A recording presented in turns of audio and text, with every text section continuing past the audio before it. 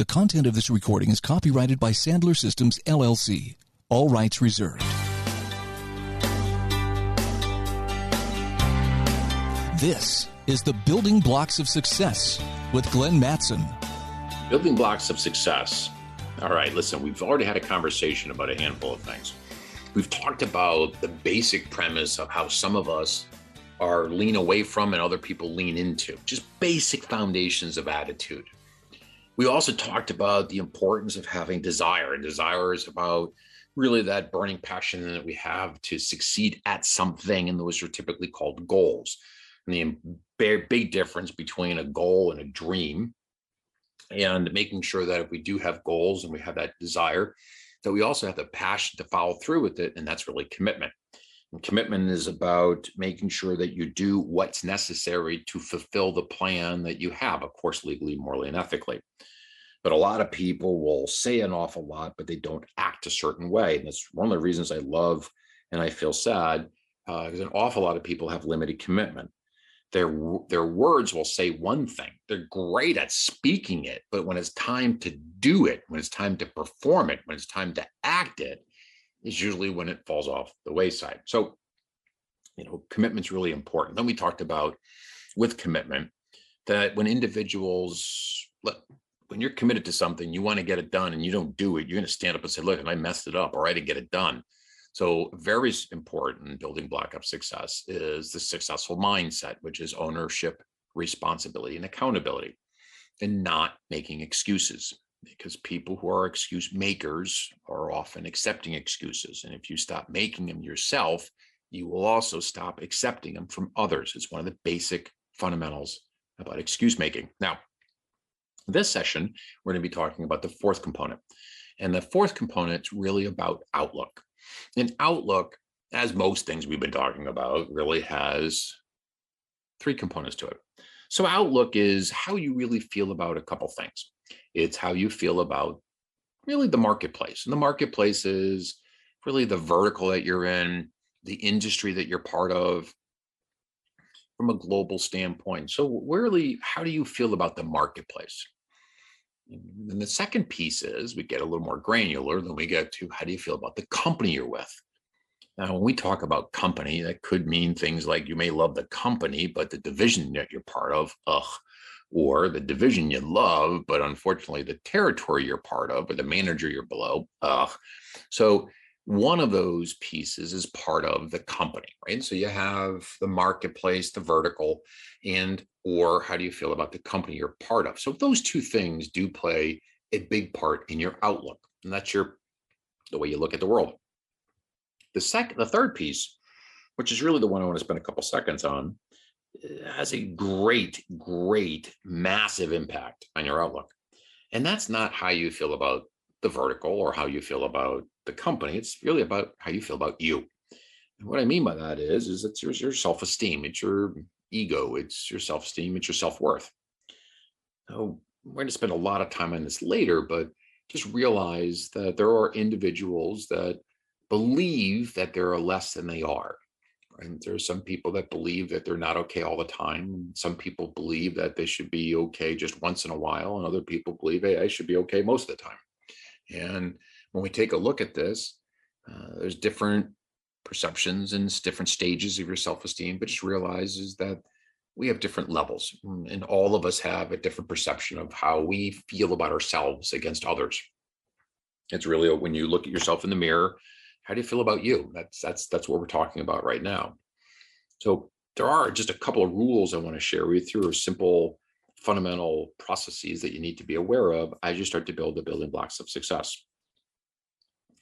Your self-esteem mirrors and allows you to grow, but it also creates a ceiling that most people aren't aware of also. In this ceiling, and sometimes it's a pull also, right? It helps us break through some things. But one of the things I would like you to make sure that you're aware of in this version that we have today for the podcast is that people earn exactly what they think they're worth. Individuals, if they believe, especially in a commissionable type job, because if they weren't, they would go get another job, another role. So it's true. No matter what you do, if you thought you were worth more, you would go find another job that will pay you more. In sales, if you think you're worth more, you will earn more. And many people that are in commissionable jobs, they do control and have the capacity to earn what they think they're worth. If they thought they were worth more, they would have figured out how to earn more. Second piece about this is that, which is a big one to swallow, right? We earn what we think we're worth. Let me think about it for a second. If you thought you were worth $100,000 and it's the middle of September and you're on a run rate, you're doing really well, you got $60,000 or $70,000 already paid, you get another $25,000, $30,000 in your pipeline, you get 2 or 3 cases coming up that's going to put you over to $100,000, $115,000 for this year. If that's what it's looking like for you, the average person would slow down the behavior. The average person would slow down the activities that got them to be that successful, because they already believe they're going to achieve the success, or they already did. Look at another situation. Let's suppose whatever your monthly quota is, or whatever objective that you may have, whatever normal success is, doesn't make a difference, again, what it is. Let's take sales for a moment. Let's suppose your average month for a commission was something nice and easy around, say, $8,000. Now, doesn't make a difference. It could be 800, 8,000, it could be 80,000. But for right now, it's 8,000. That's your average.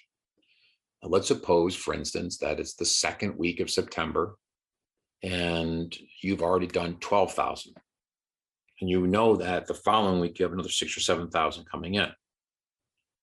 So by the end of the month, you'll have accomplished 2 months to maybe 2.5 months worth of commissions in 1 month.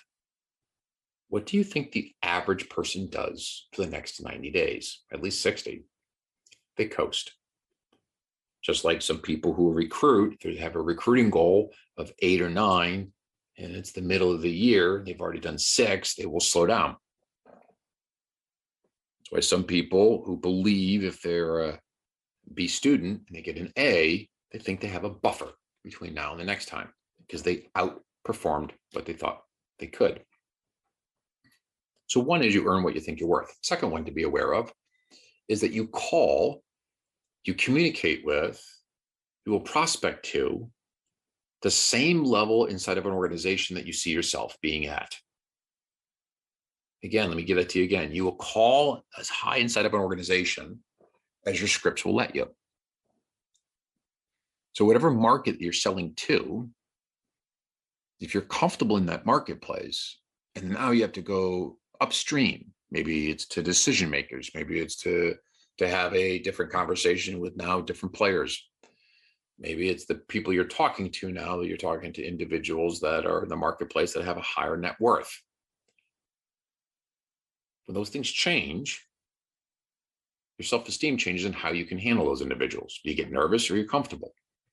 Are you doing okay with a middle manager, but all of a sudden an executive shows up, you get nervous? That's due to the perception that you believe that they are worth more than you are. You call it the level that you're comfortable with. So self-esteem has a huge piece in how we handle things. That's why outlook is really important. Now, the other piece I want to share with you, along with this, is the fifth piece, the fifth element, barrier. This is a huge piece. It's not a barrier. This is a really big building block to being successful and having a successful mindset. Unfortunately, many people, it is a barrier. And we call that feudal emotional states. And what I mean by that is we all have the capacity to be physically in one place. That's where we are presently. Yet, mentally, emotionally, we can be in 3 places. We can be behind us in the past. We can be right where we are right now in the present, or we can be in the future. How often do we find ourselves where we're in situations that maybe we're sitting presently with a family member, but mentally we're thinking about something that happened last week or things that we need to do tomorrow? So our mind has the ability to go many different directions. And feudal emotional states is having the capacity to control that. Let me explain what I mean. You're standing here right now. You start to think about something that happened yesterday, last week. It was in the past. Now, as you start to think about that episode, your thoughts and your feelings of what happened come back to you, just like it happened when it originally occurred. So maybe you're thinking about something. And when you start to think about what happened, more times than not, the things that we relive are not the great things. More times than not, the things we relive are not the so good things. So we start to think through, say to ourselves things like, well, I should have said this. I could have done that. Why didn't I do this? We kind of start to feel sad. As we start to feel sad, that shoulda and the coulda and the woulda gets kind of worse. We start to say to ourselves things like, why do you always? You never get it right. We just really beat the hell out of ourselves. So when we think behind us and we feel sad about things that didn't occur, what happens next is the problem. Well, how we got there is a problem, but now this is the big problem. When all those things pop in your head, we get immobilized. And we actually believe these feelings are acceptable. We call it guilt. Guilt is an absolute futile emotional state. Guilt is a process to say that if you care, you should feel guilty.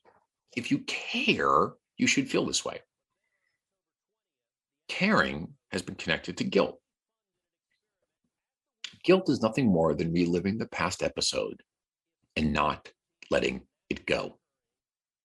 See, part of the issue is when we look in the past, we don't feel so good. Okay, I got it. But only two things can happen. Either we learn a lesson and we let it go, or we hold on to it. If we hold on to it, that's guilt. If we hold on to it, we relive it over and over and over again, and we can't let it go. If we look at a past episode and we have the capacity to look back at it, shoulda, coulda, woulda, got it. What's my lesson? Got it. And then you got to let it go. So how we learn from the past, how we eliminate guilt is asking yourself, what was my lesson? Now that's hard. The second part's the hardest part, which is now you got to let it go. This is where the black wolf's going to jump up and keep beating you up on your shoulda, coulda, woulda. Having the capacity to say, okay, I got it. I learned from it. Now let it go. Let it go. Remember we talked about last time, living the lifeline. You made the decision not to do or to do something. So now here we are afterwards, and you're not happy about it. You didn't get the outcome that you weren't expecting. Okay, so you're sad. Sure, you should have said this. What's your lesson? Next time, ask it. Next time, don't be afraid. Next time, don't wimp out. Next time, lean into it. Next time, don't procrastinate. As long as you get your lesson, let it go. And you can let it go, now you have experience. So when you look at things in the past, when we don't feel adequate, we have sadness. Sadness creates feelings to thought, which is guilt. So to get rid of that, we have to ask ourselves, what is our lesson? What did I learn from what happened? And you got to take real honest stock on it. That's why we can't make excuses. That's why you can't blame other things. You have to be real honest about it. What didn't happen? What did happen? Okay, you get it? Yeah. You learn from it? Yes. Let it go. So powerful. And what about the other side, though? What about the other side of our futile emotional states? So that's behind us. Behind us is fantastic. It's lessons, but that's it. What's behind us can drag us down and it's a quicksand. Let it go. Learn from it. Let it go. The other piece we want to take a look at is move forward. So when we look at the future, if we don't have security, if we don't have potential confidence or courage, it creates anxiety.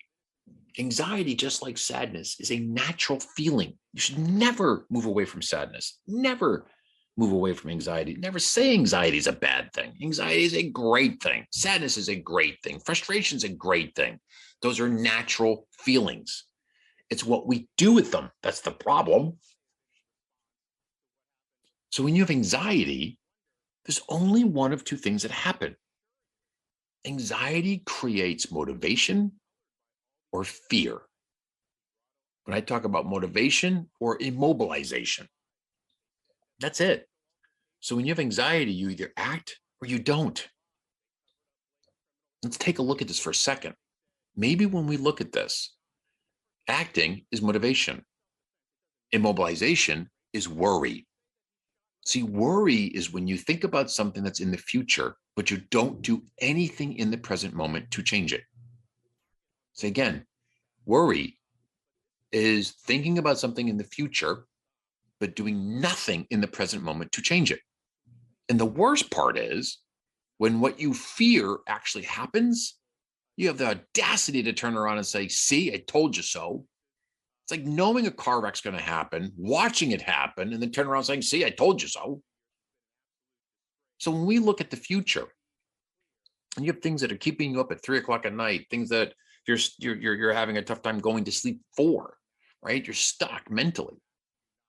What breaks anxiety is control. What breaks anxiety is action. So if you have things that you're i.e. worried about, what are the actions that you need to do to maintain or regain control? What do you have to learn? What script do you have to own? What do you have to put in the computer? What are the action items? Whatever you have to do to get it back on course, what are those action items? And again, be straight about it. You got to be very stoic about this. Once you create your to-do list and you have your actions, time to do them. That's why people will tell you, if you're a worrywart, one of the ways to slowly train your brain not to worry is to say, I'm not allowed to worry between 8:30 in the morning and 9 o'clock. Do that until you don't worry for that half hour. And then you extend it another half hour. So it becomes 8 to 9, then 8 to 9:30, then 8 to 10, so on and so on. So ultimately, if you are driving to work and commuting, when you're allowed to worry is from the time that you leave the office until the time you pull into your driveway at home. And then when you're home, you have to be present. And present means that your mind and your feet are in the same spot. So when you walk through the door, you say hello to your family, friends, children. You should never be thinking about what happened at work. You shouldn't be thinking about what you need to do tomorrow. What you should be thinking about is what's in front of you. So if you want to have a capacity to control your emotions, first learn how that guilt and fear, guilt and worry are a learned behavioral trait connected to caring. Guilt is part of sadness. Learn from it and let it go. Anxiety creates worry or motivation. Never be afraid of anxiety. Lean into it. Anxiety is fantastic. It means that your body's saying, hey, man, it's time to do something. Just choose the right way. We look at feudal emotional states, one of the core building blocks to control your brain so your feet and your mind are in the same spot each time. Control what happened behind you. Learn from it and let it go. Do not let the quicksand suck you down. And don't make the future worse than it is. Don't go to, well, if this has happened, then this is what's going to happen.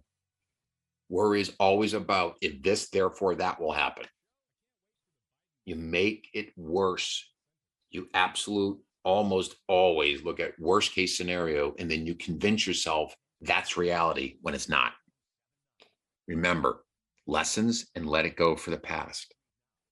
For the future, what's the action items that you need to do?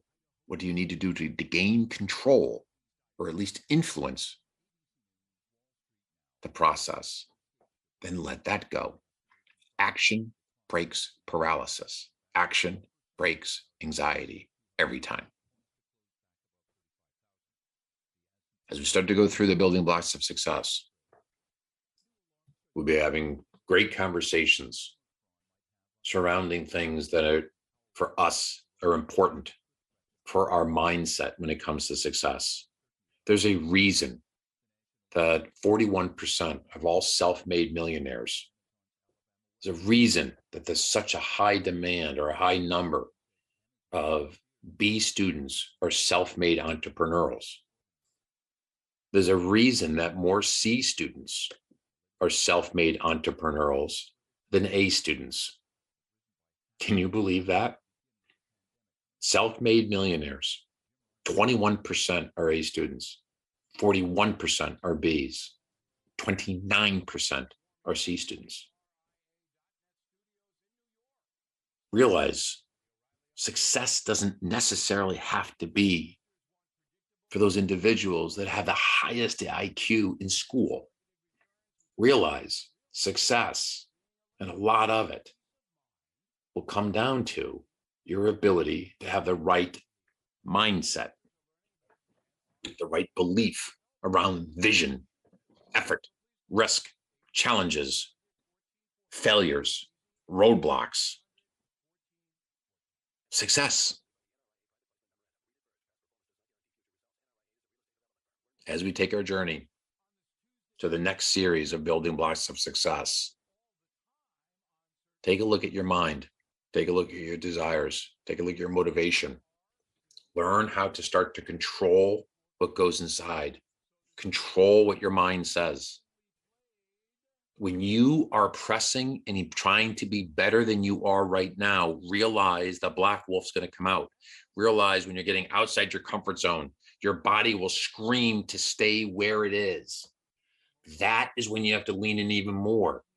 That is when you have to say to yourself, there's uncomfortability. The more your body's telling you to slow down and stop, is the more you have to lean into it.